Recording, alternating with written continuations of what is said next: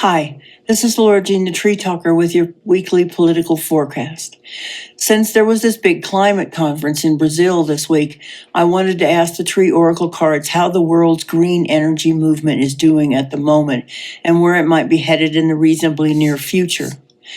The top 5 cards here tell me that we arrived at the place we're at right now because the majority of us figured we had too much going on in our daily lives to worry about what might happen 20 or 30 years from now. That's beach reversed, being noisy and getting distracted. So, because we're ignorant of current workings of the planet, we have remained untroubled about the future. That's muru, carefree. Because of this, the basic world attitude is that the environment has no real value other than what can be extracted from it, and that's represented by ground cell reversed, useless.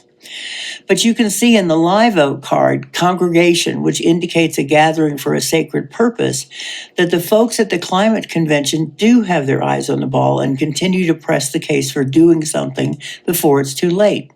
Also, there were representatives from the indigenous peoples who are less affluent and are more affected by rising seas and temperatures. The outcome of this conference seems to have some major significance.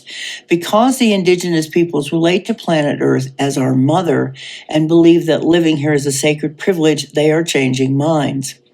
However, their energy is up against the energy of Kohi reversed, that which works against the welfare, health, security, and safety of everything and everybody else, which is on display in those crazy over-the-top rich folks who just never seem to have enough.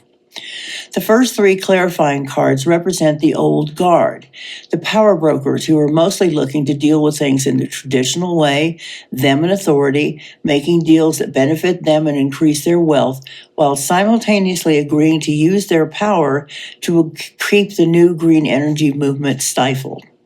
The last 3 cards represent an energy that I see when I asked about the USA's relation to all this. Since the current folks are not participating in this worldwide movement, the energy I see represented here is happening under the radar.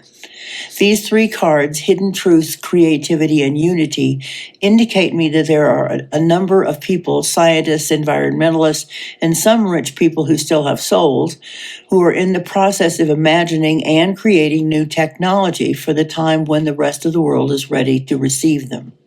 This group of people are well-funded and work well together, although they may be working on different aspects of the solutions to climate change. This is LauraJthe.Treetalker. Thanks for watching. See you next time. Bye.